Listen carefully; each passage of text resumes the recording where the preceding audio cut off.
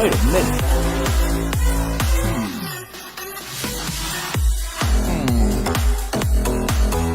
That better? Here we go.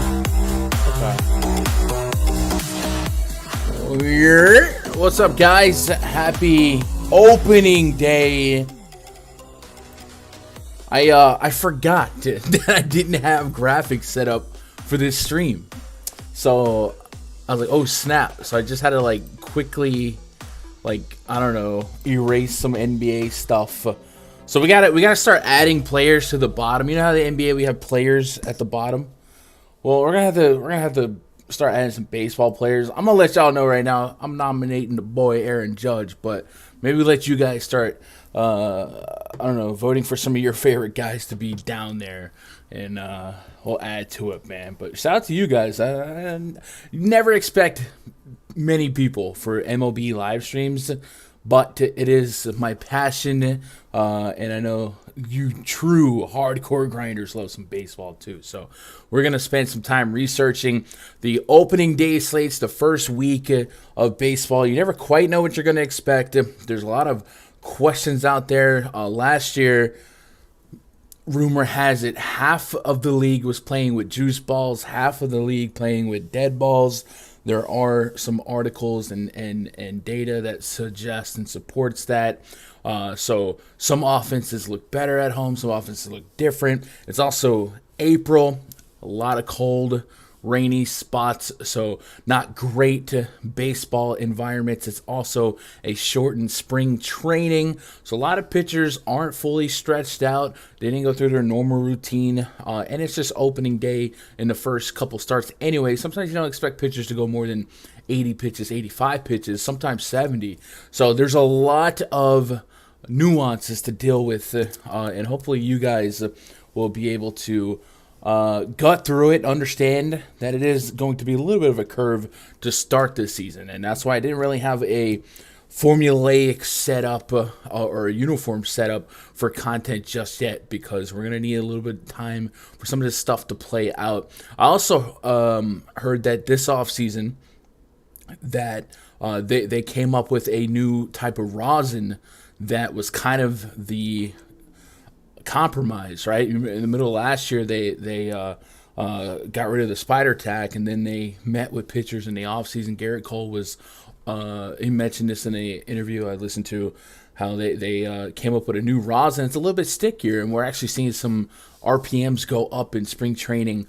Garrett Cole even looked like old Garrett Cole when it comes to RPM. So a lot of data is going to have some extra nuances and some extra asterisks next to it. So we're going to be dealing with all that. Nonetheless, we're all playing with the same deck of cards. And my deck of cards is dealt by RunDFS.com. And we have the MLB VIP spreadsheet already set up, ready to go. I am waiting for some confirmed lineups. So as those drop, we'll try and get those going as well. But shout out to you guys in the live chat. I see a lot of the regs from basketball in there, and then some of you guys coming out of the woodwork in honor of opening day. A couple of Vipers re-upped or hit me up last night, ready to come back for baseball. So shout out to you guys as well. Damron in the chat, Justin, Sports Conscious, me and more making some coffee. I'm gonna need that, fellas. I don't know why it's cold. I'm cold. It says it's 64 degrees out, but inside I'm cold. What up? Everyone hates Chris. Cardinal stat gun. What do you think? Maybe. What up, Chuck? What up, Steve? What up, Mike? Coffee late for my man gun. We just need it for opening day. So here's the deal, man. I have a lot of stuff to do today. We got this baseball stream. After this, I'm going to try to do an NBA DFS stream. Then we're going to do a live before lock on Osmo. Then I'm going to come back to this channel and do a PrizePicks stream. So I have to pace and budget my caffeine intake. Because you know me, I usually hit a bang and we're doing 3 hours of stream and boom. But we're kind of doubling up the time. So I was thinking of coffee to get started. And then later in the streaming marathon, we're going to bust out a bang, you know? Yeah. What up, Corey?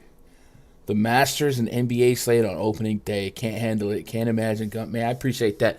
Man, I tell you what, I was late on a draw to go reserve some tickets.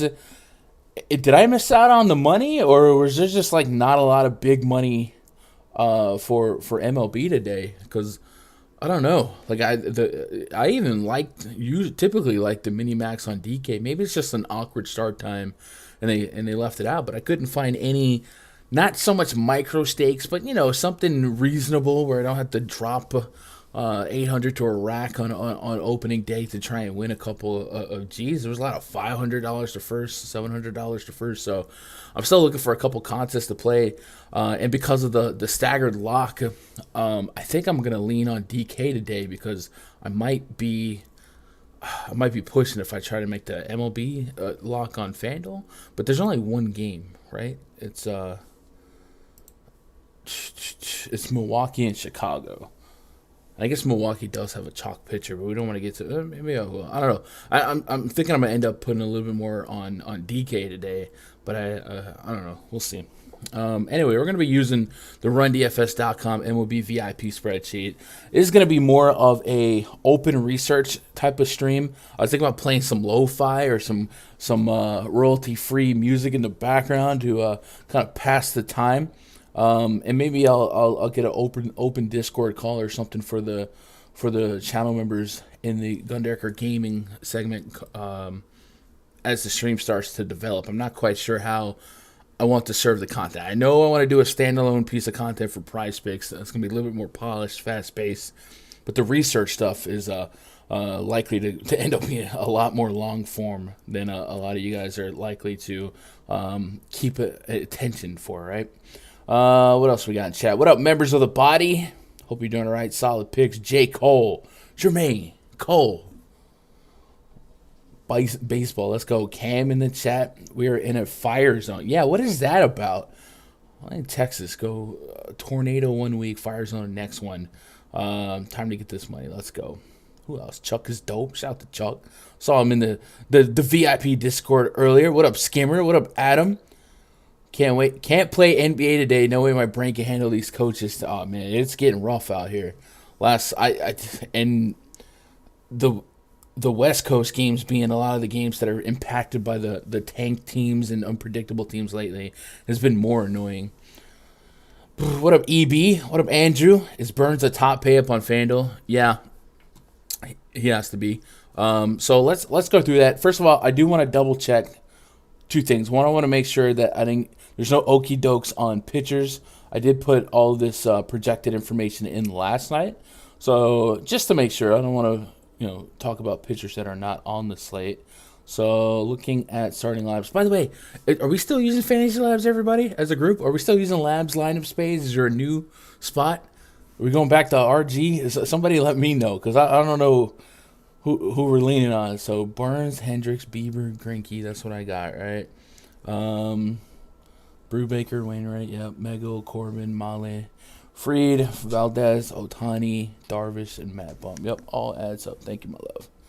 Oh, snap. We got coffee. Let's go. Oh, that smells so good. Smells so good. I'll start digging in with you, Gun. Let's go. What's up, Corey? Been waiting to get on the stream. Yeah, we might have to. What up, Paul? Hope you're doing all right.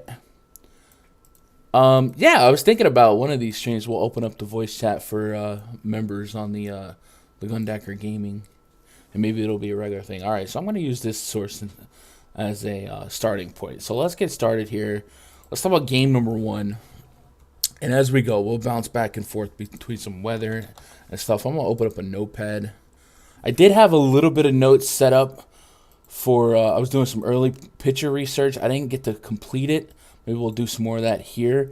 But if you guys have been doing some research on your own, and maybe you guys have some pitch counts, what I found was a lot of pitchers in spring were doing backfield throwing sessions. So, for instance, Shane Bieber had 1.1 innings against the Dodgers. He gave up 3 hits, 2 homers, 1 to Gavin Lux, 1 to Miguel Vargas. He also had a walk and a strikeout. He didn't pitch in front of a StatCast camera after that, and was doing a lot of his ramp up in backfield sessions. So we don't know what we might expect for his pitch count to be. So I figure what I'll do is anyone who I don't know a pitch count for or what we expect, I'm just going to guess 75, 80, and whatever happens, you know? Wainwright looks good today. All right, so let's talk about game number one then. This one is exclusive to the Fanduel slate. If you guys missed it, a couple games got postponed, so it kind of nerfed the Fanduel slate where they got stuck into keeping what they were offering. And there's only one game that separates them from the DK main slate. It's going to be the Brewers at the Cubs. Brewers have Corbin Burnes on the bump. The Cubs have Kyle Hendricks. Last year, Corbin Burnes was just elite in every sense of the word. Home, road, it didn't matter, but on the road, he was extra great. 1.97 xFIP on the road, 36.4% K rate. Allowed less than a 200 batting average and a home run per nine of less than .4. He's facing a Cubs team that is, at least in his projected lineup, let's see, Ortega's. All right, let me update the projected lineup versus what I'm seeing here. That way, we have a little bit more of a proper guess. So Wilson Contreras batting third, Hap, Frank Schwindel, Saya Suzuki. So I also want to talk about this Suzuki guy.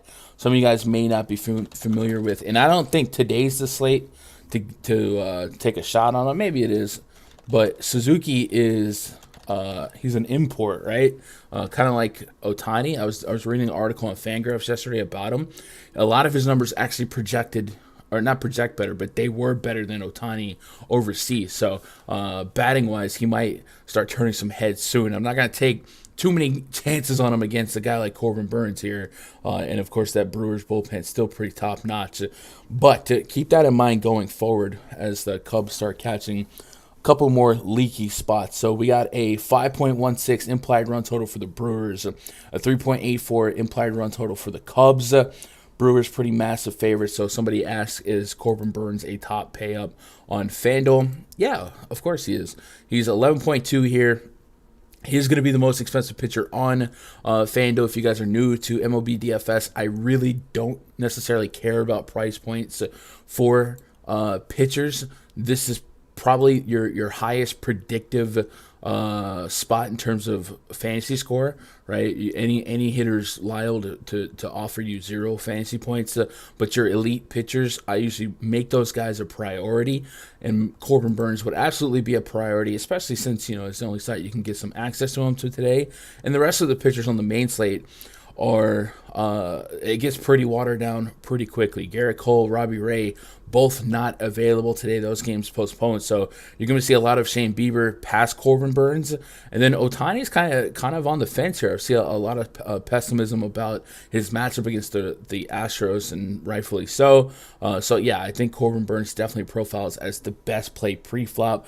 Absolutely would be the cash game option based on this matchup. Looking at this matchup, just Wilson Contreras, Ian Happ, and Patrick Wisdom come in with massive strikeout rates. The rest of the Cubs lineup kind of scrappy, annoyingly, less than 20% against righties the last 2 years in terms of strikeouts, but Corbin Burnes just has elite stuff. So in the RunDFS.com MLB VIP spreadsheet, I built a strikeout prediction model based on projected and then confirmed lineup when it does get confirmed.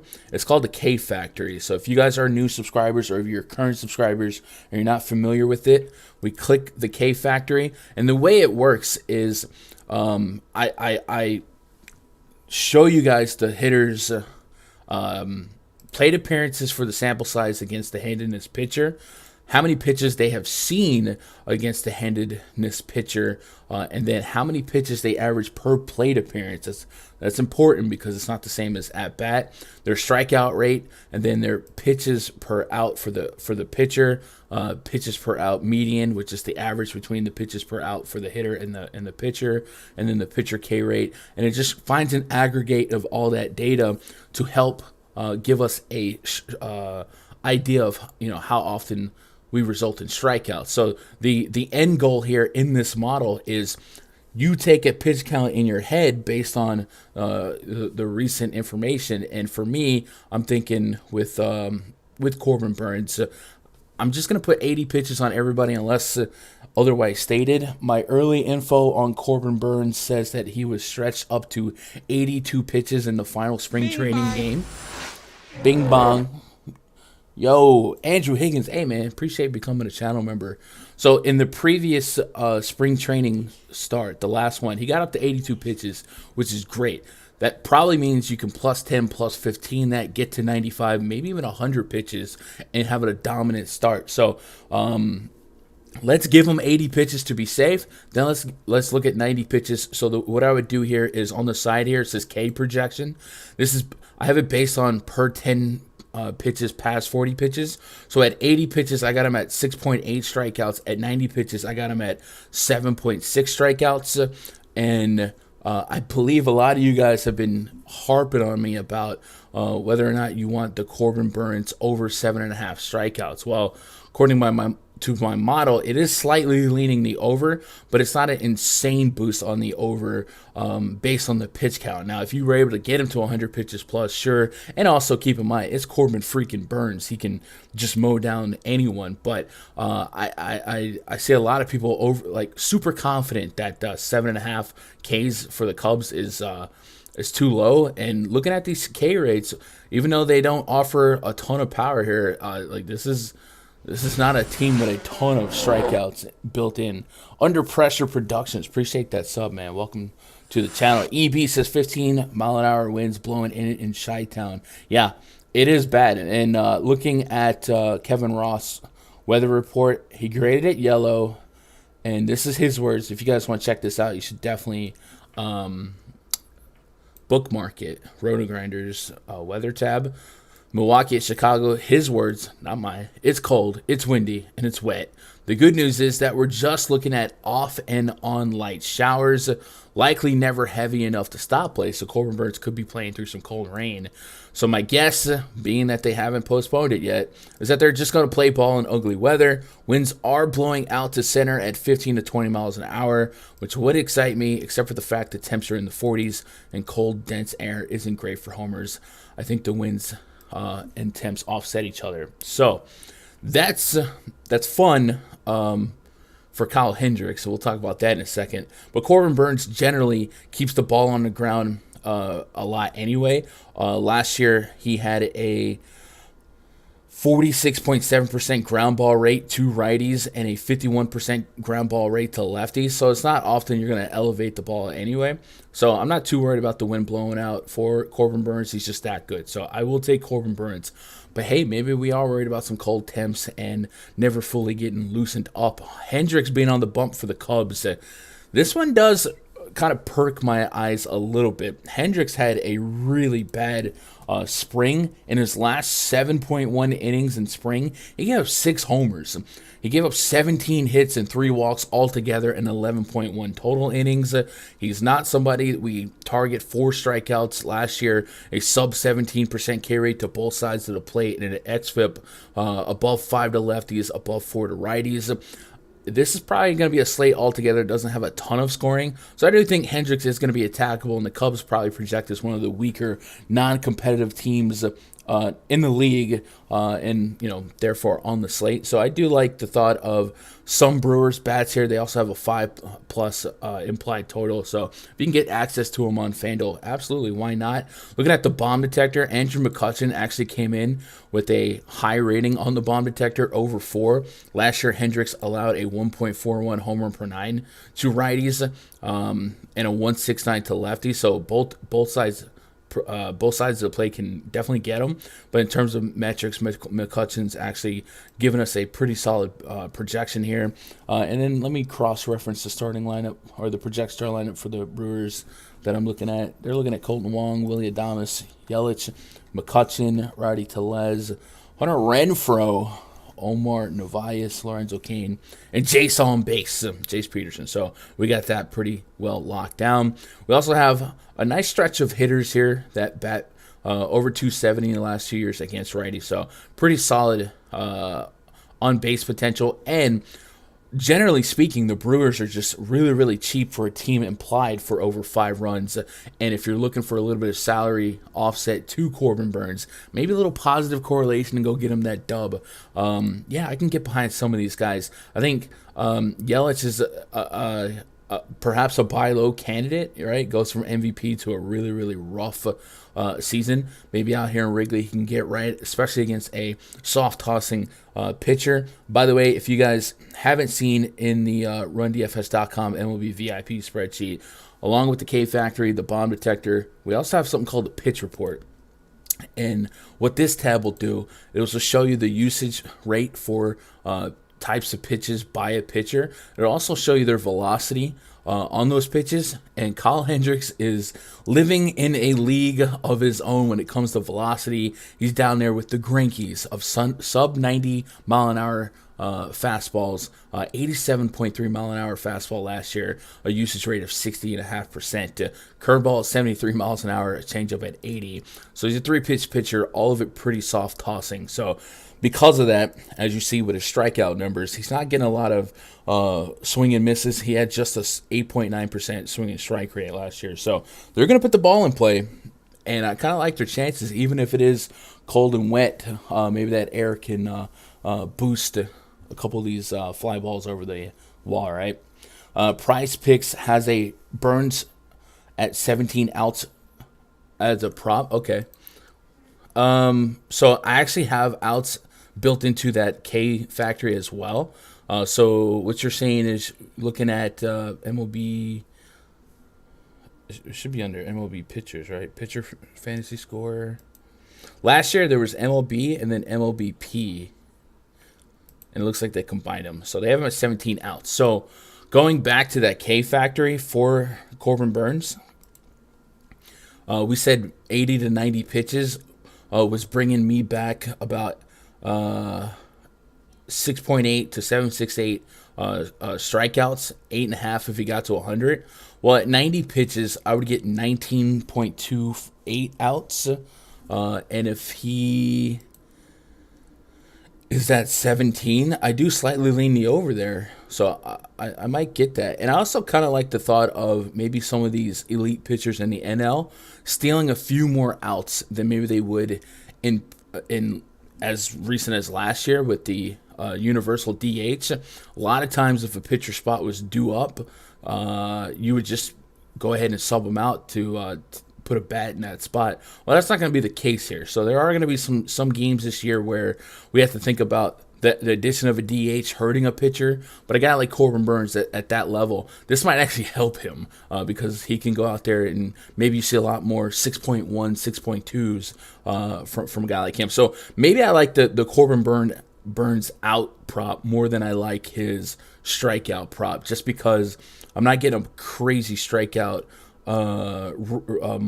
boost or a crazy strikeout model for this Cubs lineup. Not a ton of 20+ percenters. So I do like that call on the outs. So give me Corbin Burnes over these 17 outs. I'll take that. Let's get caught up. I really need a co-host to just like read chat. Man. Wong is nice on Fanduel at second base leading off. Yeah, really doggone cheap. Looking at Fanduel, just middle infield anyway. I guess you'll have Ozzy's against Molly's interesting. Jose Altuve against Ohtani. That's one of those spots where I heard a lot of people this morning afraid to pitch Ohtani because they got respect for the Astros, but I never saw anyone stacking Astros. So it's one of the, what side wins that, you know?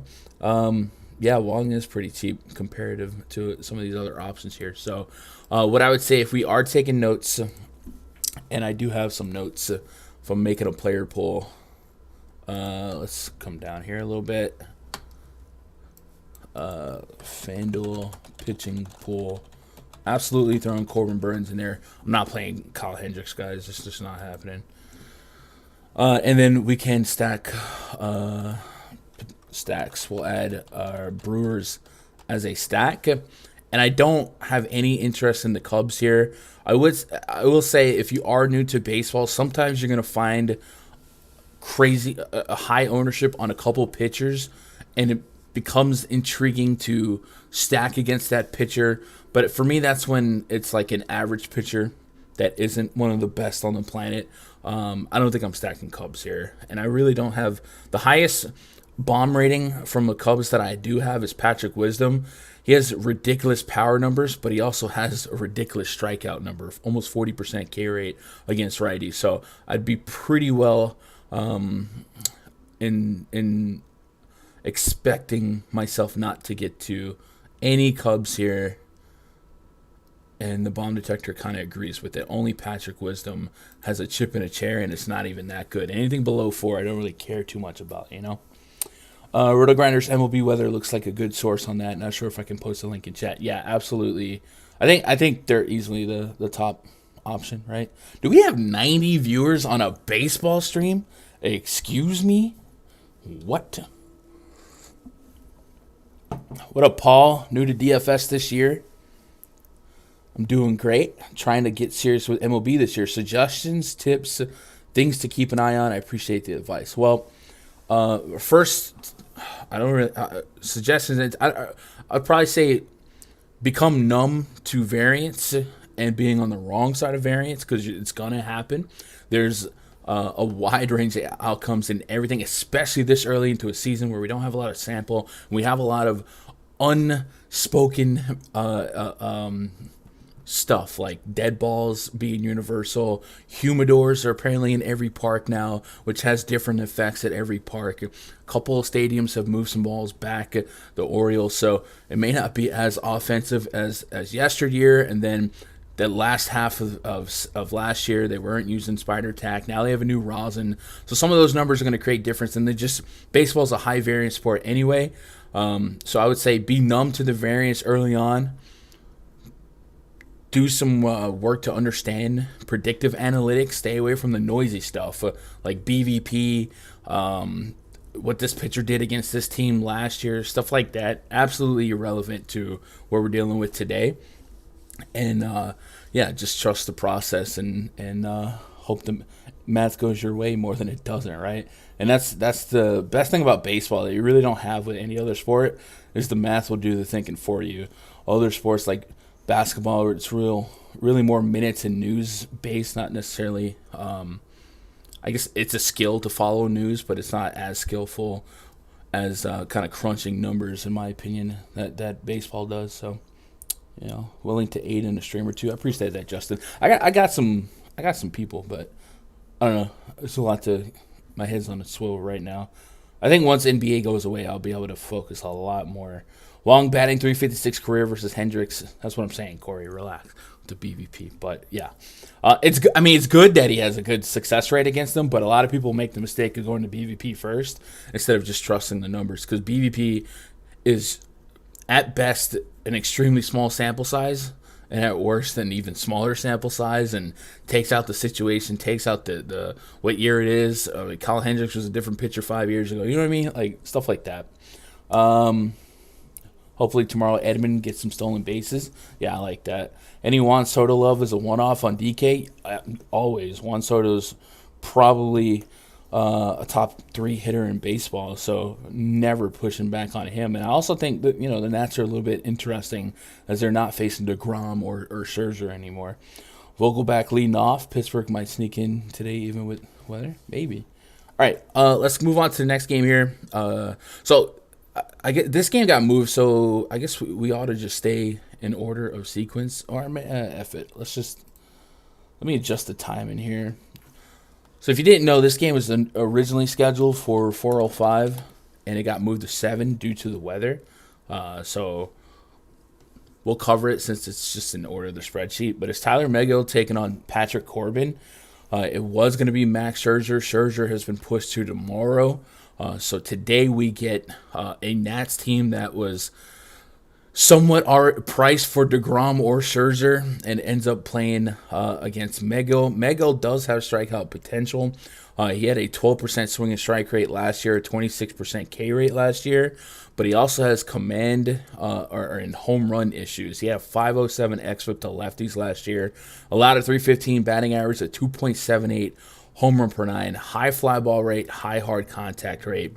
And yeah, that'll look really, really good for a guy like Juan Soto, who would absolutely fit the profile of the type of hitter that Megal struggles against. And then also, it's Juan Soto. He's one of the best on the planet. 2 spring appearances for Tyler Megal is what I got. On March 20th, he went 3 innings. On March 25th, he went 3.2 innings. He then went 6.2 innings total, 5 hits, 5 walks, 7 Ks. He is stretched out enough to throw up to 85 pitches in the opener, is what I got on that. He does have some strikeout potential, but the Nats, we saw this a lot last year. They didn't profile as like a huge power team. They did add Nelson Cruz and Josh Bell. So we do have this lane right here of Soto, Cruz, Bell that all have 250-plus ISOs against righties. But it's surrounded by a bunch of low ISO guys. But it's not necessarily a bunch of high strikeout guys. Cesar Hernandez, under 20% K rate. Alcides Escobar, 13% K rate. Maikel Franco, 15. So it's not necessarily juice for a bunch of strikeouts here. So I do have a little bit of low expectations on what to expect from Megal. Looking at the game total, it's a 9 total. 4.6 implied runs for the Mets, 4.38 for the Nats. I think on day one of the season, with all these cold temperatures and a lot of teams able to throw not only their best starting pitchers, but their best bullpen arms in closer games, we're not really expecting a lot of blowout type of baseball. I think usually that'll come on the day 3, the day 4 of the starters. Cheyenne Bing bong. Chatted $2. Favorite pitcher 8 or under on Fanduel? 8 or under, 8K or under on Fanduel. So we got Waino. So I will say, on FanDuel, strikeouts are still great, but they're definitely not as important as they are on DraftKings. So I don't hate the thought of Adam Wainwright, because he's one of those pitchers that can trade you strikeout potential for length, and he's in a pitcher's park. So at 8K, Adam Wainwright is currently implied for the win. He's a minus 181. So you could get quality start, win points off the bat, and just kind of hope he gets you some strikeouts. Let's see. Looking at the matchup here, Pirates have a bunch of strikeouts as well, too. So probably Adam Wainwright would be my answer there at 8K. I appreciate that dono. Where were we? Mega. Okay, so yeah, you can give me Soto, Nelson Cruz, and Bell. Easily, and it's a really easy stack to get to on either site. Definitely FanDuel, and maybe on DraftKings. 4K for Nelson Cruz, 4,600 for Josh Bell.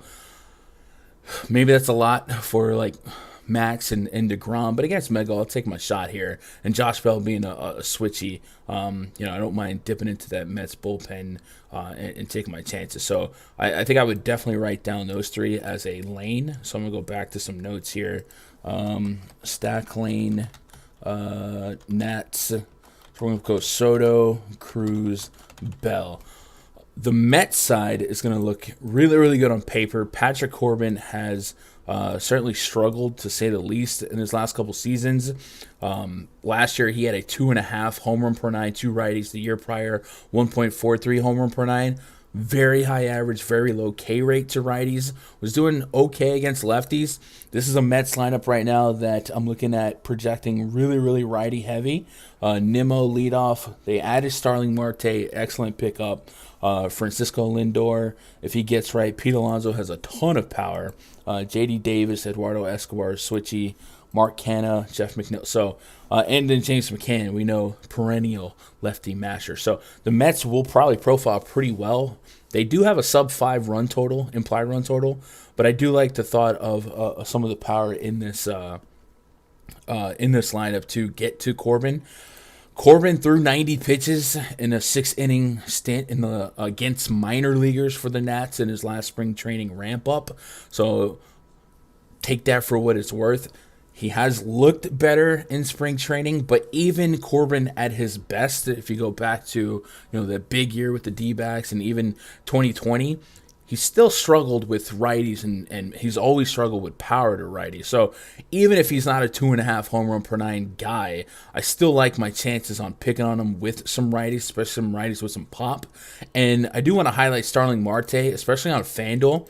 I think 3,600 is way too cheap if he's going to find himself near the top of a lineup, because as long, as well as hitting for a little bit of pop, not as much as you would expect, but coming from Oakland, I think anyone will have a poor ISO, but he hits for a great average and he has amazing speed. It was one of the best base stealers in all of baseball last year, and I actually have him with an 11.5 base running grade. So he's one of the most elite base runners. He can turn singles into doubles and so on and so forth. So if he's going to be at the top of a lineup at 3,600, I like the chances of him hitting for average against Corbin, and he's one of those guys that can really, really make some points quick on FanDuel. I believe stolen bases were +5 on FanDuel, and that'll add up really, really quick. So I would gladly add a guy like Marte. And Marte, if you're thinking about viable one-off for like cash games and stuff, a high OBP guy with stolen base potential, Starling Marte is all of that. So we're gonna add Starling Marte down here, and I do like the thought of a Mets stack. I have to look into the Nats bullpen a little bit more, but Corbin can definitely get got, and Lindor, when he's the right, has ability to smack around some lefties. I love the thought of Pete Alonso at 3,600, and then everyone else is just kind of hit or miss. Bomb detector wise, Pete Alonso has the highest rating in the bomb detector for the Mets, 4.14. Anything above 4, I really like. To put that in perspective for the entire slate, there's going to be a couple of Madison Bumgarner specials from the Padres up here, but 4.14 for Pete Alonso would come in top 4 of all the projected hitters today. So good odds on in my model for him to be one of the homers on this slate. So I do like him to be included in our Met stack. So if I had to, I would get Alonso, Starling Marte. JD Davis is intriguing.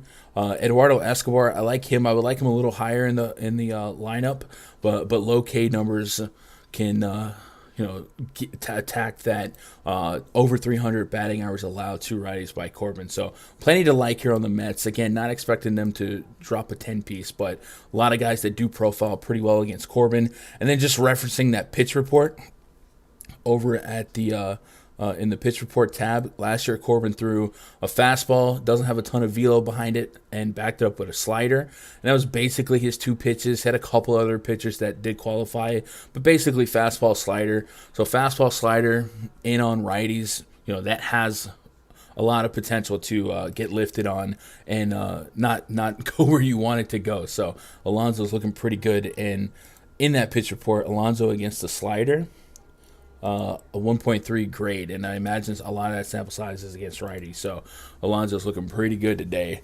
as a potential home run call. Stolen base is 6 points. All right, appreciate that, Tamaka. Do we have some favorite values for today? Mike, I don't really classify hitters as like value. I think you'll find a lot of leadoff guys at 3K or less, fill a lineup nicely. But I really don't ever let salary dictate who I need or want to play, because I don't really get too caught up in projections for hitters, because it is such a high variance sport. So I guess looking at what we've already talked about, Colton Wong, if he leads off, is pretty cheap. If you are pitching for pennies and you can get a leadoff guy for cheap, maximize the at-bats. Wong could see 5 at-bats today, maybe 6 if it went good enough. That's enough opportunities for him to maybe give you some points at that salary point. But I haven't digested the whole slate. So as I go, I'll see if somebody's price is absolutely broken. But I didn't have anything that stuck out too much, because I don't really sweat salary a lot in baseball, because I don't know. When I make my script later, I'll probably have plenty of lineups that leave 2,000, 3,000 on the table, Money's fine, but no great contest. Yeah, that's what I was struggling with. There wasn't anything that I just loved to see, right? Jay Gentile says Hendricks, baby. He's gonna eat some innings for Fanduel. You like Hendricks for? I mean, I can't do it. 4.7 Sierra. That's why I like Wainwright, because at least his underlying metrics kind of back him up to eat innings. If Colin Hendricks eats innings, it does seem like it's more luck based than anything, right? 1.35 WHIP, it's a problem. So Wainwright's a little different metric wise. All right, let's move on. So guys, I'm gonna keep putting Indians in the spreadsheet. This is not some political stance. It's purely a data pool stance, because if I put Guardians in here, all hell breaks loose because of the years of data that I'm pulling from. But the Guardians are at the Royals today. We got Shane Bieber on the bump, taking on Zach Greinke. Shane Bieber, what did I have for him in my notes? He pitched 1.1 innings against the Dodgers. He gave up 3 hits and 2 homers, one to Gavin Lux and one to Miguel Vargas. So if you think, he gave up 2 homers to the Dodgers, well, they're stacked. They got Mookie, Freddie Freeman. Well, it was Gavin Lux and Miguel Vargas. But also in spring training, it's not necessarily about getting the strikeouts and whatnot. It's about ramping up. So I don't overreact to poor spring training. But Shane Bieber does have a lot of mystique surrounding him coming into the season, because he was a little bit hurt, shortened season last year. He did not pitch in front of a StatCast camera, like I said earlier. So we really don't know how many pitches he can get up to. We don't really know what his velo's looking like. Is he on pace? So my plan of attack here is just expect 80 pitches from him. If I get more, great. If I get less, oh well. He's 10.4K on FanDuel. At that price point, I'll probably just go get Corbin Burns. But 8,300 on DK, I like the thought of him a lot more, because if he is Shane Bieber, he's one of the best pitchers in the game, and his strikeout numbers speak for themselves. A 30% K rate to righties last year, a 37% K rate to lefties last year, and this Royals lineup does have some strikeout potential. We do like Kauffman Stadium for pitchers anyway, so if you can get some ownership, looking at the run totals for this game, the Guardians are projected for 3.8 runs, and the Royals are 3.6, with that being due to low temps. It's cold, below 50 degrees, a little bit windy. Looking at Kevin Ross' weather report, and this is, again, rotogrinders.com/weather/MLB. Definitely jot that down. He writes, another cold, windy, and somewhat wet game. We'll see off and on scattered showers, likely not enough to stop play. Winds are blowing strong out to right, 25 miles or so. Cold temps mitigate that wind somewhat, but I still think it's a bump to lefty power.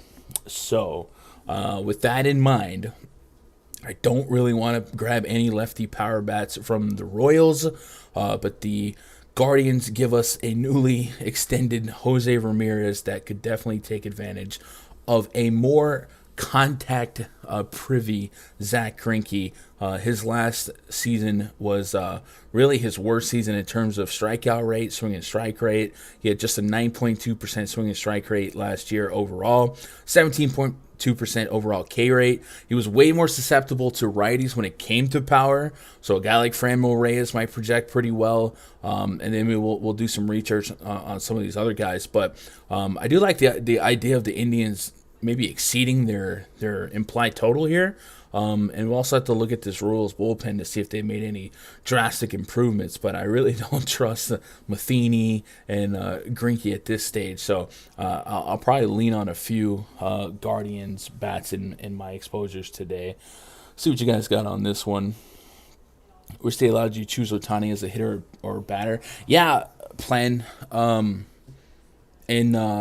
I think in some of the Yahoo leagues, they have a Ohtani pitcher and Ohtani hitter, and you can roster them both in season long. But somehow we haven't figured out how to do that in DFS yet.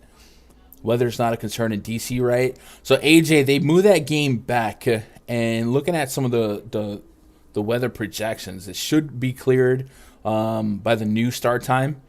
So at least it looks like they made a plan of action to avoid the weather. But I I am not a weatherman. I would certainly stick to those that are, but it looks like they made the right move by pushing it back, and it shouldn't be a concern. For opening day, they usually schedule it to where teams can postpone to the next day if they needed to, and don't ever really schedule back-to-backs for the first game. What up, Chris? I feel the same. Just curious on what your definition of value might be in the situation. Thank you very much. So value in baseball, the only position I really have a set need for points or expectation for points is probably pitchers. We know who the good pitchers are. We know who the bad pitchers are. I heavily prioritize pitchers and getting to the good pitchers. And then by doing the research on the pitchers, the bad pitchers are the guys I want to pick on, and we go grab some hitters. If you guys have never played MLB DFS before, you can win tournaments with zeros in your lineup from hitters, multiple even. So that's what I mean by, like, I don't sweat the value, I just play the matchup. I don't have a point expectation or a return on investment value multiplier that maybe you would have for NBA. Baseball, just give me points, right? Cardinals lineup is out. I appreciate that, Adam. All right, so we haven't touched that game yet, but I guess I will get to it. So guys, I don't know if we ever came to an agreement. Are we still using the Fantasy Labs lineups page, or is there another better source? I pretty much moved to Underdog for all my news, but Labs did have a pretty convenient lineups page, so I didn't know if there was another source out there that was a little bit more competitive. Oh well. Reyes either hits 2 homers today or strikes out 4 times. That win might eat some fly balls right. What Roth was saying was that the wind's blowing out to right, so he liked the lefty pull hitters, lefty power hitters, because they would pull out to right. So just out of curiosity, I kind of want to see what Franmil Reyes' opposite field spray chart looks like. By the way, am I skipping out in and out, chat? I'm getting dings on my headset. Usually indicates that I'm dropping frames. But from what I can tell, I'm still alive. I might have to switch to a StreamYard like all the other cool kids are doing. So I'm going to go look at Franmil Reyes versus righties. And we're going to look at batted ball data. And if you guys are new to MLB DFS and you don't have like a subscription, or it's not in your budget to get a subscription, it would heavily behoove you to learn Fangraphs and how to navigate it. So I am pulling up a specific player card for Franmil Reyes, and we're looking at against righties, fly ball rate of 34%, and an opposite hit rate of opposite field of 23%. So he's still a pull hitter there, but he can send it oppo, but it's nothing. So I was gonna maybe project for an opposite field homer for him based on the win, but that's not happening. But it's fine though. Greinke does give up a ton of power. Last year, Greinke a 26.4% line drive rate, just a 5% walk rate. He's going to throw some strikes. So I do like the idea of Franmil Reyes as a back pocket home run call. Give me a couple of the Indians, the Guardians, and maybe the Royals bullpen will spot us a few, right? Dropping beats. RG lineups is better. Okay. I don't know what I'm doing, but I'm playing DFS baseball today. Let's go, Nate. Oh, man, that coffee's good. Give us some PrizePicks props on pitchers' fantasy points, says Damron. Okay. So I do like the thought of Corbin Burns pitching outs. And then what do we got on pitcher fantasy score on Burns? 39.5. Scoring chart, maybe, for MLB. We have to make sure that scoring is static to at least a DK or a Fanduel. So for pitchers, you get 6 points on a win, 10 for the quality start. So I think we can give 10 points off the rip to Burns. I'll give him at least 6 strikeouts, so that's 18. And then I got him for 18 outs, so that's another 18. So that's 36. That's 46. So I'd probably take the over on Corbin Burns, 39.5. I don't know why his strikeout prop scares me, but I do like the fantasy score and the and the outs. And then I guess we'll talk about Wainwright here in a second. I think I'm going to be able to talk myself into some Wainwright interest. I love Fangraphs. What up, Kickstart? I suck at making pitching selections. Usually kills me every time. I mean, I see it every year. People just try to get too cute. A lot of people like to take cheap pitchers and stack bats, and I'm the complete opposite. Give me the 30 fantasy points on DK, the 50, 60 on Fanduel, and I'll figure out the rest. Because 2K guys are hitting homers every day, but you're rarely getting 4 or 5K pitchers that are throwing CGSOs and stuff like that, right? Are you looking to target new players that people won't really know about since it's early season, kind of like taking shots at rookies in the NBA? Yeah, I think Suzuki from the Cubs is one of those guys to keep an eye on. Bobby Witt Jr. got called up. We'll look him up. Matter of fact, if you guys, and that's a great question to segue into how to do that. If you guys ever want to do that, there's a site called MLB.com. And you see on the Royals, they have Bobby Witt Jr. projected to bat second. He's really cheap on both sites. Unfortunately, Shane Bieber, good Shane Bieber's one of the best pitchers in baseball. But if Bobby Witt Jr. is going to stay at under 2,500 on both sites, he is definitely one of the better prospects in baseball. Definitely the Royals' better prospect. But say I didn't know about Bobby Witt and I don't have any big league stats to go get him, I would go to MILB.com. I would hit the search bar at the top. I would type Witt. What up, Caleb? Dude, I'm dropping hard right now. I wonder why. I think it's this wind. Bobby Witt Jr.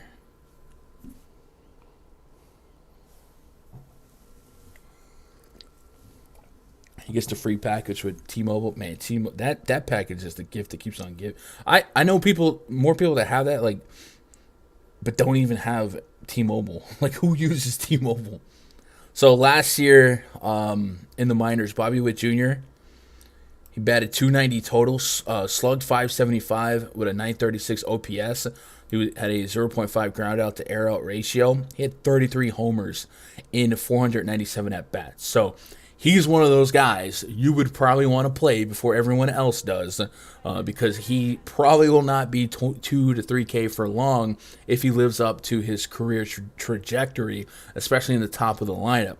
Now, sometimes these guys that go crazy in the minors, they struggle their first trip up to the majors, trying to catch up to big league pitching. Last year, Jared Kelenic for the Seattle Mariners, great example. But I think Bobby Witt Jr., just to touch on your question about grabbing exposure to rookies before the field knows who they are, he would be one guy to put on your watch list. And then, I don't want to get behind a strong advocacy of a royal stack here, but I will say we don't quite know what we're getting out of Shane Bieber here, because he did miss some time last year, and we don't actually know how ramped up he is, where his velo's at, or anything like that. So I probably would have above 0% Royal stacks, just because we do have a little bit of power in here. We do have a cheap Bobby Witt. We do have some speed, some on base potential. So it would be a super contrarian big fill tournament stack for me. But it's strictly based on trying to take a guess at what we don't know. And we also can maybe play to the power strengths of an Andrew Benintendi or something like that, with the win being what it is. But I'm definitely gonna have more Bieber than Royals for sure. And then I definitely will be stacking against Zach Greinke. I don't ever pitch Zach Greinke. He really doesn't offer many redeeming qualities as a pitcher right now. Hardly any strikeout potential if he is going to pick up where he left off last year. I mean, there was games 6 innings, 7 innings where the strikeouts were so low. Now, he did have a couple spike games, but 6 innings, 0 strikeouts, 6 innings, 2 strikeouts. Like, it is very possible that Zach Greinke is just an innings eater game manager at this stage in his career, and that usually is not going to offer much fantasy relevance. Maybe a floor on a small slate at the right price, but I just don't think I'm getting to any Greinke today. Last year was my first year. I actually went from not caring about baseball to become one of my favorite sports for DFS. Helped me enjoy watching. Man, I love baseball so much. It's the most beautiful sport. You'll see the Seattle Mariners are ranked 7th in the power rankings for who wants to win the most. They made a couple fun, cute pickups, but yeah, it's probably a little bit overhyped, especially some of the guys coming from Cincy, right? Pirates at the Cardinals. JT Brubaker taking on Adam Wainwright. Pirates have an implied run total of 3.43. Cardinals 4.57. It's an 8 total, so it's a pretty low total overall.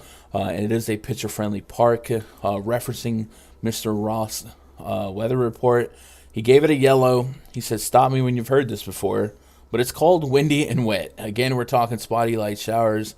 And just like previous games, it's not out of the question we see a brief delay from the rain, but I think the more likely outcome is they just play through it. Winds are blowing out to right at 15 to 20. So rotogrinders.com/weather/MLB. So if you can remove the skepticism or the pessimism from the weather part of it, I think Adam Wainwright does profile as a solid enough inning eater at his price point on Fanduel.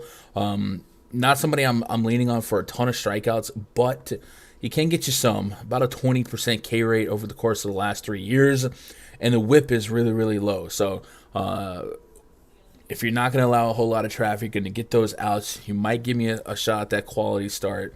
And in this case, he is heavily implied for the win. Those peripheral points will add up for PrizePicks and FanDuel. So that's why I said on FanDuel, if you were stuck at 8K at pitcher, I think Adam Wainwright would be the guy for me. And then also say, sometimes the matchup is a little softer than usual. This Pirates lineup is pretty soft pre-flop. In the last 2 years, only 2 of these Pirates, and I think somebody told me that the Pirates lineup did come out confirmed, so I guess we should adjust it. But I had only 3 guys in the Pirates lineup over the course of the last 2 years with an over 200 ISO against righties, a whole lot of sub 240 batting average, and a whole lot of over 20% K rates. So let's see. Let's get the Pirates in here. MLB. And all right, there it is. Oh wait, no, that's the Guardians lineup.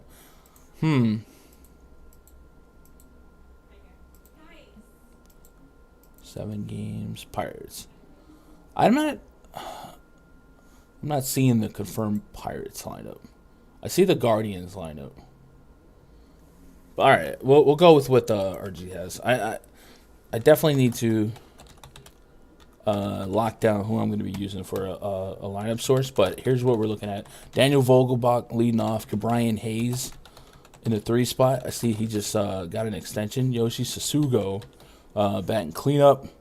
Kevin Newman, Cole Tucker, Switchy, Ben Camel, former Yankee great, Roberto Perez, former Guardian great, and Hoyen Park batting at the bottom of the order, sir.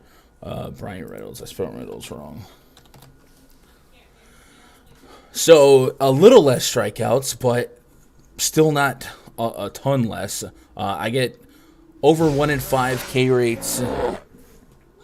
Scott Rotter, hey man, appreciate that sub. Over 1 in 5 K rates for everyone on the team, and almost 1 in 4 K rates for the rest. So looking at the K factory, if we put 90 pitches on Wainwright, and last year we saw Wainwright go deep into games because he's not throwing a whole lot of high stress stuff. But if we put 90 pitches on him based on this lineup, I'm getting a 6 strikeout projection, 5.35 on an 80 pitch projection, and also 19 outs on a 90 or 19 and a half outs on 90 pitches, 17 and a half at 80. So let's cross reference that to what PrizePicks is offering on him, 17 and a half outs. So I slightly lean the over there again. So yeah, I'll get to a little bit of Wainwright. Wainwright also I believe he throws a bunch of curveballs. So we'll pull up the pitch report here and see if there's any sneaky curveball hitters on the Pirates. Pirates we're not expecting the Pirates to do much, but they are a little different look team than last year, not a ton. So fastball, cutter, curveball, and then against the fastball, only Brian Reynolds had a 1+ rating on a linear scale. Against the cutter, Brian Hayes, Ben Gamel, and then curveball, we see Sasugo projects pretty well, but there's no full-on all-plus greens here, so I'm not expecting the Pirates to do a whole lot. Ronald Tucker, I appreciate that sub. Welcome to the channel, dude. Is Bumgarner an option at all? Probably not for me. Probably not for me. Last year was a learning experience. Hope I can do better this year. Minimize the mistakes. Yeah, you're definitely not going to win every day in baseball, but it is a learning curve. I used to hate MLB DFS. When my first season of MLB DFS, I thought this was the most unpredictable bull crap. But once I really dug in and started learning how to use analytics and what were predictive and what wasn't predictive, I started finding it to become a lot better. And then really, if you just talk about the game of DFS, this is the ultimate chalk is bad, play contrarian plays, and get rewarded sport. So even if you don't like baseball, you can almost log in and see who the chalk stack is. Just fade the top 2 or 3 chalk stacks and take a shot at everybody else. I'll usually almost be more in line with the chalk pitchers than anything else, but the failure rate is so high in baseball that you can be lucrative just by making mathematical decisions and not making the humanistic decision. MLB is the one sport you can get lucky in DFS. You in the major 3 sports played here. You can pick gun at $850 salary hits for the cycle twice in one game. Yes, but no. It's also, like I said, the fact that you can win tournaments with zeros is cool. And then just think about it. Like we can have a lean on 5 innings of action today, knowing who's on the bump and who's in the order. The bullpen, cuts games in halves, and we really don't know what the matchups are after that. So there's definitely a lot more variance in the game itself. So don't try to deny that. But yes, luck is involved, but I don't think Gundecker's hitting for the cycle. Brubaker for the Pirates here. 1-4 K rate against righties last year. Sub 4 xFIP, a little over 4 xFIP against lefties. For the price point, you're getting what you pay for xFIP wise. The expected ERA 4.6 last year with a WHIP of 1.3. Facing a Cardinals team that looks really, really good and dangerous on paper. Tommy Edman, Paul Goldschmidt, Tyler O'Neill, a lot of power numbers coming from him. And then, of course, Arenado, Carlson, guys like that. Brubaker did have a home run problem against righties the last 2 years, especially last year at 1.94 home run per 9. But I'll say his underlying metrics doesn't really feed that number to be that high. Wasn't really that much different than the year prior. The main difference was his hard contact went up about 9% to righties, but he's not like an extreme fly ball pitcher, and the line drive rate's okay. So it might be a little bit unlucky, and I guess the way we would maybe look at his luck rate would be just kind of look at his home run to fly ball rate. But I will say that the bomb detector does not look at home run per 9. It eliminates that from the home run projection. It just looks at fly balls, line drives, hard contact rate, stuff like that. But if you guys ever get into a slate or you listen to somebody telling you about a pitcher's home run per 9, the home run per 9 itself can be noisy without a little bit of context. So a stat that you can use to kind of gauge whether or not it's a little on the lucky or unlucky side is home run to fly ball rate and home run to fly ball percentage. So last year he had a 23% home run to fly ball percentage. I think around 12 is more the expectation, 10 to 12. So yeah, it was a little bit on the unlucky side when it came to homers because he's not giving up a ton of fly balls. But the ones that he did, 1 in 4 of them, 1 in 5 of them ended up jumping the fence. With that said, I do get a couple of strong home run numbers from the Cardinals, that being Goldschmidt at 4.01 and Tyler O'Neill at 4.04. Anything above 4 on the bomb detector, I'm interested in, especially a guy like Tyler O'Neill. We had a 16.8% barrel rate last year. He does have a pretty high strikeout rate at 32%.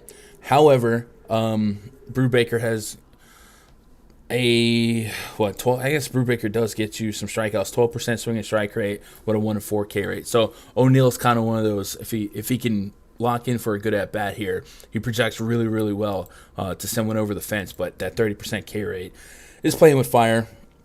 I don't have a pitch count or anything like that on Brubaker. Chad, if you guys had any indications on what you might expect from him pitch wise, go for it. Like I said, anyone that I don't have definitive information on right now, if I don't get it, I'm just going to expect 5 innings or 80 pitches and go from there.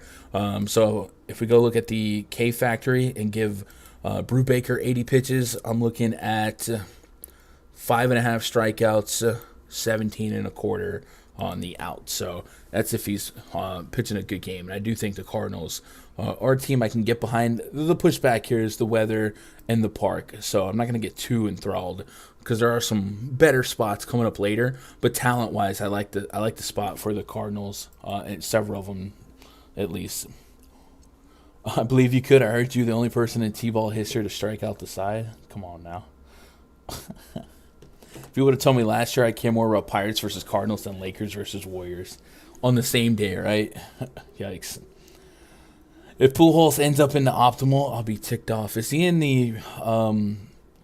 I'm not seeing confirmed lineups. Let's see. Oh, maybe, I guess I am. All right, I am. So the confirmed lineup for the Cardinals then is Carlson at the top. Goldie, O'Neill, Arenado, Albert Pujols is batting 5th.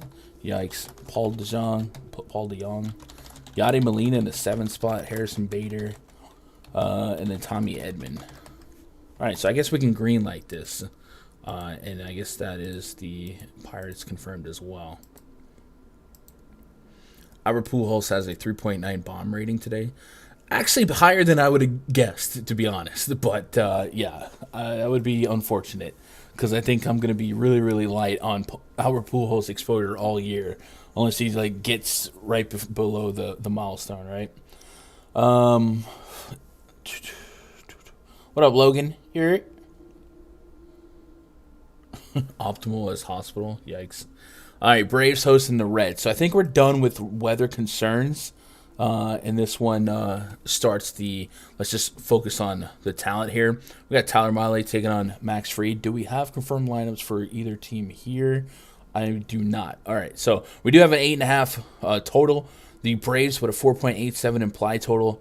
The Reds 3.63, so Fried comes in as a pretty sizable favorite, minus 182. If you're wondering what like a big favorite in baseball is, you'll like minus 300 is like the elite, right? That's the DeGrom, the Scherzer on the bump against average to bad teams. So minus 180 is, he is favorited to win, but that's not like egregious. That's like a 3 on a scale of 1 to 5 of being implied for the win here. And then of course the Reds, they kind of started selling and then they started buying and it got weird. The projected lineup, if we make an adjustment here, India, Tommy Pham, Joey Votto, Tyler Stevenson, Aristides Aquino, Tyler Naquin, Kyle Farmer, Nick Senzel, and then former Yankee great Brandon Drury. It's good to see him still around. On the Braves projected starting line, we got Eddie Rosario, Matt Olson, Austin Riley, Marcelo Ozuna, Ozzy Albies, Adam Duvall, Alex Dickerson, Dansby. Hold me closer, Tiny Dansby Swanson. All right. So the pitching matchup here is all right. Mahle last year, really strong advanced metrics, 3.81 Sierra, 3.73 expected ERA, and a 27.7% overall K rate. Those numbers were kind of inflated against overall because of his splits against lefties. He had a 31.7% K rate to lefties, a 0.54 home run per nine, and a 186 average allowed. Against righties, it was well on the other side, a 4.32 xFIP, just a 1-4 K rate, 268 batting average allowed, and a 2 home run per nine. I will say a guy like Mahle, maybe we go and see if we can give him the benefit of doubt for home road splits, as Great American Ballpark plays more hitter friendly. So we'll go look at his Fangraphs card, and we'll look at what we want to look at is away versus righties. Right? Yeah, away versus righties to see if the numbers neutralize a little bit on the road. And he basically had 35 innings at home, 51 innings on the road against righties. And yeah, it was much, much worse at home. A 344 average allowed at home to righties, a 700 slugging at home to righties, 15 homers at home to righties, but on the road, just 3 bombs. Slugging went down to 315. So he was night and day different if you believe in home road splits. And in this case, I'm willing to at least suggest that there's some reason to believe that maybe Great American Ballpark wasn't his friend. Also could play into the dead ball theory, and maybe they had juice balls in Great American. Overall, though, I think this means we can look at his road body of work last year, 2.3 ERA, 204 average allowed, less than 300 slugging, 259. He had 112 strikeouts in 101 innings. So on the road, Mahle was really doggone good. And I guess I'm going to put some respect on his name here. Only allowed a 25% hard contact rate overall on the road as well. So that's a tough matchup for the Braves, but the Braves are a very, very talented team. So it's kind of a give and take here. I'm going to bet on talent. I'm going to bet on the bullpen maybe coming in and giving up some runs. So I will be stacking Braves, but it's not necessarily because I think Mahle is a bad pitcher. I'm just going to bet on some talent here. I will also have some Mahle exposure. So this is where the scumbag side of gun comes out, where we can multi-enter. I see a range of outcome for Mahle's success, and I also see that this Braves team is really doggone talented. So I'm going to have stacks of just listen to that. Rosario, Olsen, Riley, Ozuna's back in the mix. Ozzy Albies looks he's always fun to play. I like him more against lefties, but it's fine here. Maybe Amir Garrett's on the radar. So give me some Brave stacks. Give me a little bit of Mahle. Max Fried on the bump for the Braves here. Last year, he had a 3.76 Sierra, 3.49 expected ERA. Did give 165 165 innings. So a decent sample size for his pitching body of work. So I'll have a little bit of him. Definitely some strikeout potential. And a couple of these Reds bats. Votto struck out 1-4 against lefties last year. Aquino, 30% K rate. Tyler Naquin, 24.5%. And Brandon Drury, 25%. But there's also a lot of not big K guys. So I could certainly see him maybe not living up to his expected strikeout potential. And I think his number was that 6.5? Let's see, strikeouts for Fried at 5.5. That is a low number. That is a low number for Max Fried. But I think this is one of those. I'm going to play all of the sides here. I'm going to have some exposure to both pitchers, some exposure to both offenses. Scumbag gun. What up, Doug? I really thought India and the Reds would win me a tournament last year. I played them so much. Hey, India was the NL Rookie of the Year. If not, he's up there. Mahle's worse against lefties. I like Duvall to homer. Is he worse against lefties? That's not what I got. I got him as way better against lefties. Are my eyes deceiving me? Doug. Let's see. Last year against lefties, 198 average allowed, 297 slugging, just 6 bombs. Looks like he was pretty good. The year before, the xFIP against lefties was pretty high, but still a low average. It looks like he smacks lefties just fine, Doug. The bomb detector. What up, Sean? Fried was awful in final spring start. I don't overreact to the spring numbers. That's more so getting pitch counts right.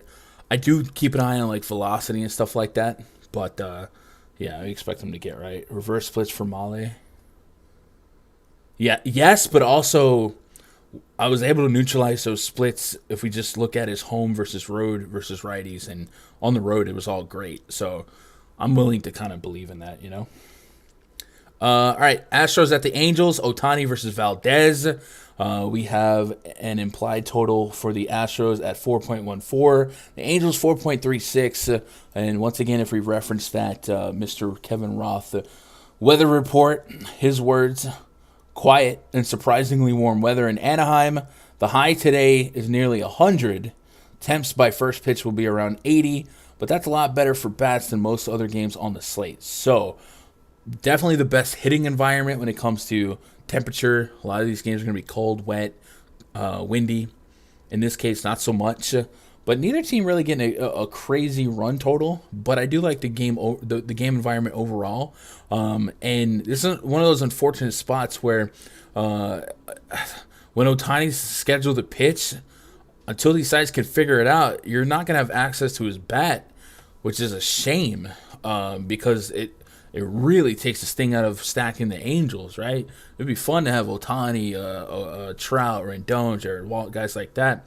But you can't do that today, and hopefully they come up with a resolution soon. But I guess they won't because they haven't. On the Astros side here, we have a lot of low K numbers, 15% K rates from Altuve, Brantley sub 10%, 13% on Bregman. Only the main K guys in this lineup ended up being Yordan Alvarez, Chas McCormick, Martin Maldonado, and I don't have a confirmed lineup from the Astros either, so this might not be 1-to-1 to what they actually roll out today. So it's going to be a tough matchup for strikeouts for Shohei Ohtani. So I do have tapered expectations. I will say a 10.5K on FanDuel. You know, that's Corbin Burns. I'm probably going to have a little bit more Shane Bieber at that price point. I just don't know that I'm getting what I pay for on FanDuel. And it's certainly, you know, if we're going off a checkbox, it's not really a high grade matchup, and the hitting weather is way more favorable. So I'm not going to be that invested in Ohtani at 10.5. I do think at 7K, could he bleed into 14 fantasy points? Yeah, he could. So I'll get to a little exposure of him. I'll also get to some Astros, and I'll be double stacking both teams here. Like I said, I would much prefer the Angels stack to allow me to get to Ohtani's bat, but that's not going to be the case today. So I am going to have some lineups that give me Trout, Rendon, maybe Max Stasey, guys like that. Valdez is a strong pitcher. He did have a 30% K rate to lefties last year. Could see some lefties in this Angels lineup. Ohtani was a big strikeout guy to lefties last year. Jared Walsh, lefty versus lefty, 27% K rate. Brandon Marsh, 40% K rate. Massive strikeout numbers in this projected lineup. We'll see what ends up being the confirmed lineup. But I certainly understand why there's a lot of buzz on Valdez's strikeout prop today because he does have great K numbers there. Where he does struggle a little bit, though, that I would keep an eye on is this walk rate. 11.4% walk rate to lefties and a 9.9%, almost 10% walk rate to righties. So he can get a little bit wild. And if you're going to struggle to find a zone going against a Mike Trout, and Mike Trout can wait on his pitch because you're backed in a corner, I do like the thought of Mike Trout. He is way more expensive on DK at 6,200. At 4,200 on FanDuel, you play that because you're not going to get that very often. He's usually going to be a 5K guy. So, yeah, I'm definitely grabbing Mike Trout as much as I can on FanDuel. And then Anthony Rendon missed a lot of the previous year. If he's living up to the Rendon that we know that got that fat contract, Rendon against a left-handed pitcher at 3,200, I'm a buyer, especially if we can positively correlate that with Mike Trout. Trout likely to get on base in front of him. Maybe we get him to hit Mike Trout in. So I do like that. The plus side of Valdez, if you want to pitch him, he does keep the ball on the ground at a really elite rate, 70% ground ball rate to righties, almost 70% to lefties. So it's hard to project him to give up homers. He only had a 0.7 homer per nine to righties last year and a 0.92 to lefties. So with Valdez, you're hoping that He can't find the zone. His pitch count goes up a little bit. Even if he's getting no strikeouts, you're hoping that he only goes 4 or 5 innings, and maybe that bullpen comes in and bleeds a few too. The Angels and those bullpen guys be a little bit more susceptible to the long ball here. $1.25 on the whip, so could be better, could be worse. Let's look at Valdez is on the road last year, 7.4% walk rate. So a lot of these walks for some reason happened in Minute Maid, not so much on the road. But I don't think that's something I'm gonna overstate. I think the home road splits, I'm looking at like ballpark factors for like homers and stuff like that. But some of these guys maybe prefer home cooking, but that's not the case here. Ohtani, like I said, a little bit on DK, not so much on Fanduel. Let's get caught up on what you guys got. Guys, after this stream, I'm going to do a NBA stream. So if you are playing tonight, we're going to knock out NBA. And then as more lineups come out, I'll be able to react to what's on the slate. I'm going to be on the Osmo live before lock, DraftKings live before lock. That's at 3 p.m. Eastern, 2 p.m. Central. So if you do have more questions later, be sure to go check out that stream. I'm going to be with Greg again, so that'll be a lot of fun. Make sure to go check that out. And also, if you or maybe like me, you didn't love these prize pools for opening day, but you still want to get some action out there, maybe reward some research, especially early on, maybe taking advantage of some inefficient lines, maybe check out PrizePicks. If you didn't know, they do have PrizePicks for baseball as well. And if you sign up using code GUNDACKER, they will match your first deposit up to $100. And of course, every month they support me when people join their site using my code. So a little roundabout way to show some love to me, support the channel, and keep these free streams out. The plan is to keep pumping out daily baseball content here. I do want to create a daily piece of content for PrizePicks that's baseball centric, but just bear with me for the first week or two because I'm still dealing with NBA like crazy. I got commitments, obligations to do appearances elsewhere, and it's just really hard to kind of cram it all together. But once it starts to calm down, you should expect a daily piece of content for PrizePicks specifically for baseball. And then of course we always do the MLB streams, and then this stream will probably take over for the NBA stream in a couple weeks. So the normal time slot would be 3 p.m. Eastern, 2 p.m. Central. So a lot of cool stuff coming your way. AP says, how much salary is too much to leave on the table? I wouldn't worry about it. I would not worry about it. I literally... I don't set a min salary when it comes to baseball. Does opponent bullpen play a factor when selecting bats? Vinny? Yeah, I like picking on bad bullpens. The sheet does offer bullpen info, but we don't have bullpen info yet.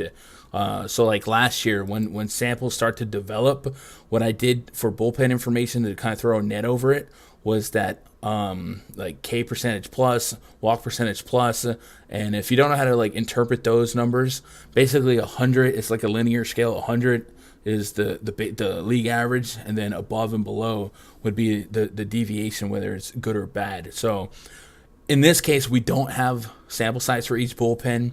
We could go through and try to guess who's coming out and stuff like that, but for opening day, those type of numbers are not really available, right? You'd really just have to do some guessing. But in a week or two, these numbers will be more valuable to us.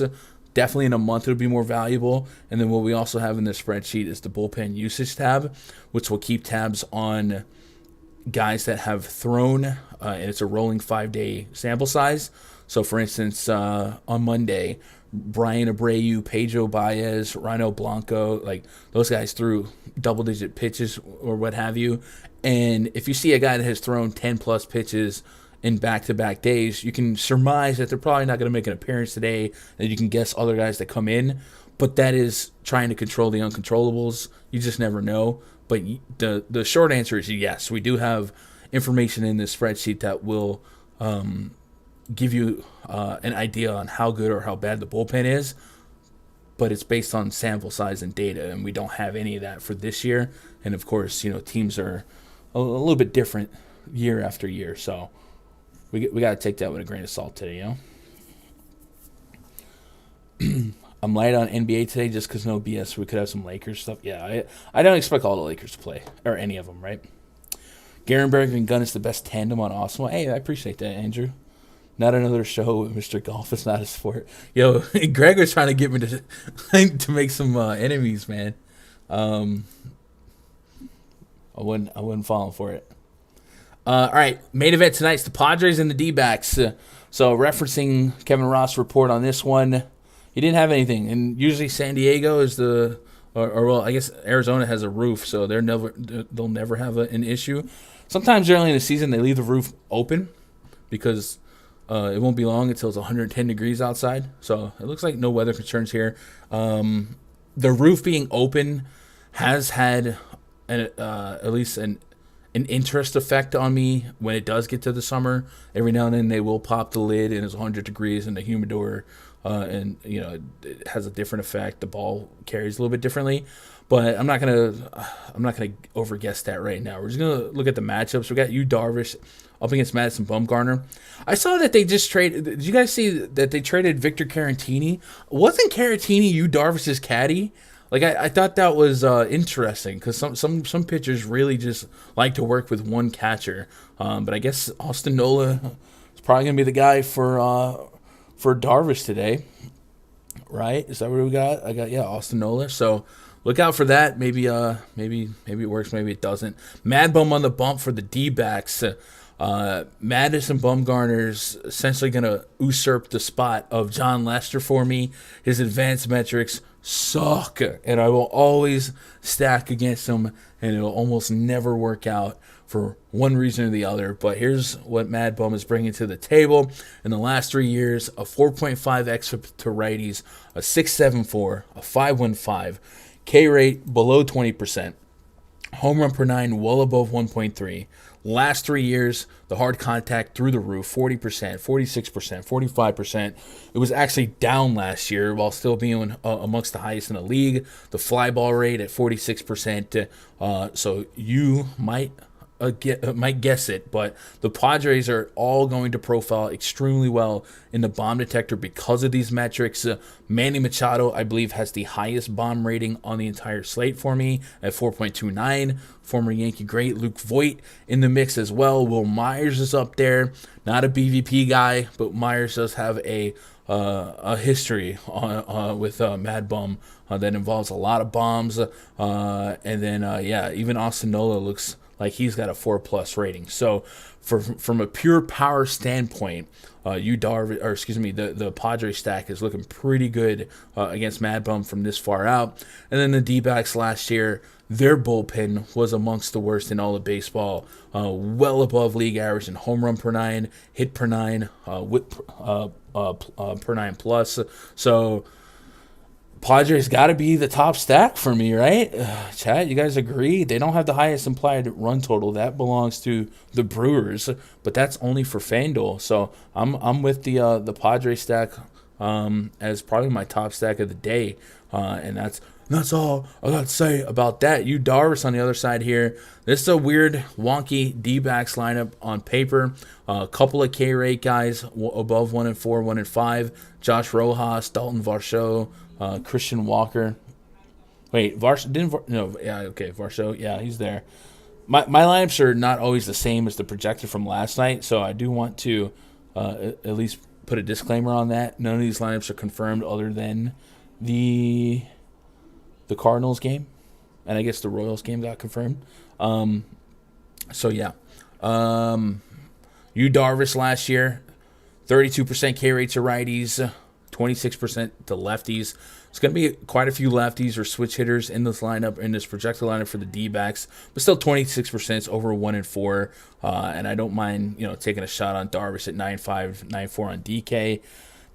Not heavily implied for the win, so that at least goes to show that the D-backs would still be live to, take the advantage on that 9 OU seesaw. Who do we really stack here? Maybe we look at the pitch report. Maybe the absence of Victor Caratini plays a role here. Darvish last year, fastball, slider, cutter. Only that slider had a well above average grade, a 2+ grade on that linear scale. Everything else was like kind of average. So against that pitch, Ketel Marte looks pretty solid, and Marte actually profiles pretty well against all three of these pitches: fastball, slider, and curveball. So if I wanted to get to the D-backs, fire back, I think Ketel Marte is probably my best bet here. And yeah, if we stack, we're just stacking, run of the mill. Whatever falls. But I think the Padre stack is easily my favorite option now that we've gone through the whole slate. LeBron's probably done for the season. Yeah, I think they're all probably done. Maybe Westbrook, but I think AD and LeBron definitely done. I guess Westbrook's done too. Oof, that lineup sucks. Oh, that's your guess. Okay. I thought you were breaking news. Favorite Fanduel pitchers today, EB? So on Fanduel, and I do have to wrap this up and try and knock out an hour stream for basketball. On Fanduel, Corbin Burns, number 1. Bieber.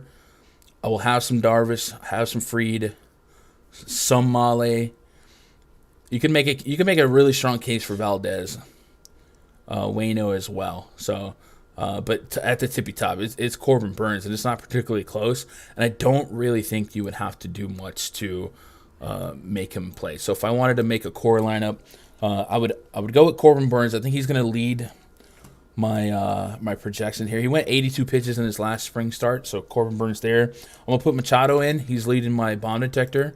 And why not go grab my boy Luke Voigt as well? Who else is in the bomb detector? Pete Alonso's in there.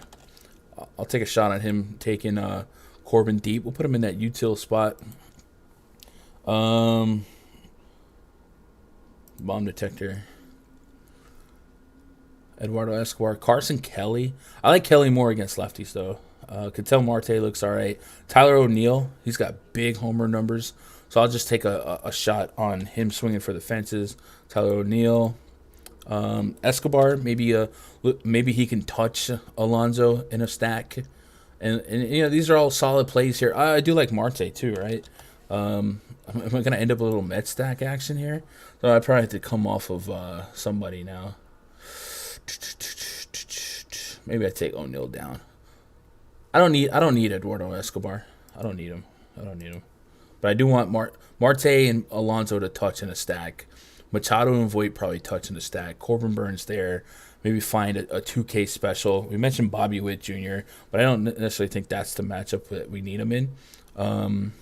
Usually you can find a 2K outfielder for really, really, really cheap. My phone is going off the chart right now. Low-key. Sasugo's batting cleanup. Against Waino, Suzuki is interesting. I just don't think this is the spot I want to dabble with that. But these are probably guys I'm pretty high on altogether. McCutchen had a high rating in my bond detector. Let's put him in the mix at 25. Why not? 26 per for 3 spots. I'll let you guys figure out the rest. But this would probably be like a skeleton for what I'm digging after talking out loud about this slate for a couple hours, right? And if you wanted to come off of Corbin Burns, or if you want to play a later slate, you can interchange Burns for somebody else, Who are your top 5 San Diego players? Just in interest of the bomb detectors, Machado 1, Luke Voigt 2. Will Myers is up there, but I will say Will Myers, last couple of years is a little bit more strikeout prone, but the matchup looks pretty solid for him.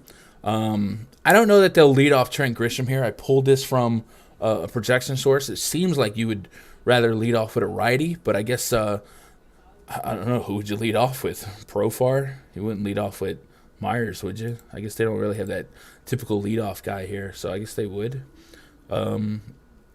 And he does give up homers to lefties as well, Mad Bum does, so maybe that's like a sneaky grab. But it would definitely be Machado, Voit, probably Myers. Austin Nola, but I don't feel inclined to play Nola unless I have to play a catcher, so that'd be a DK spot. The rest is kind of open for interpretation. I probably want whoever leads off because I do expect him to score, Thinks LeBron plays because of scoring title. I think he could, but I think if LeBron, I think LeBron's actually injured, right? I think LeBron would have played if he could have played. I have to believe he would have played if he could have played to help the Lakers get in the playoffs.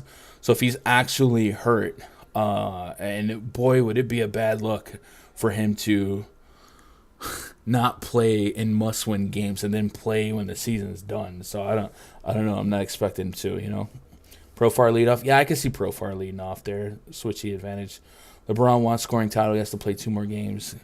Got to play at least 58. I feel like LeBron doesn't care about the scoring title, but I don't know. Maybe he does. Maybe he doesn't. But what I do know is I ran over time, so I got to get into some NBA stream real quick. And then, like I said, we're going to talk baseball a little bit more.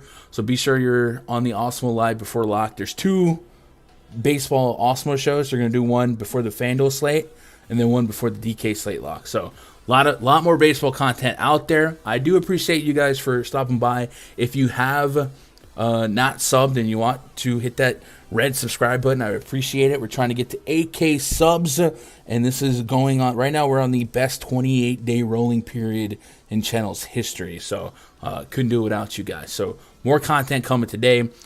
We got an NBA stream after this. Then we're going to jump over to the Awesemo stream. Then we're going to jump back here for a PrizePicks NBA stream. And then we're into the VIP Discord. If you guys do like this research, you do like this spreadsheet, you want to use it on your own, you can go to rundfs.com, get a VIP membership. Today's the last day, maybe tomorrow, to get the season pass for MLB. $300 gets you till October 5th. It's not just baseball. It's all things that we cover. Also comes with $100 credit towards Fantasy Cruncher if you link your account. So a lot of good stuff there, man. I do appreciate you guys. Hopefully these shows will be a little bit more fluid as we get more sample size, more data, stuff like that, and we start creating a schedule. So I'll see you guys in the Discord. There's a free Discord, link in the description below. Keep the conversation going. I hope you guys crushed it tonight. If you're going to stick around a little bit longer, we're talking basketball. If not, I appreciate you making part of my day, be part of your day. Tell somebody you love them because I love you. Good luck. God bless. And as always, go win some money.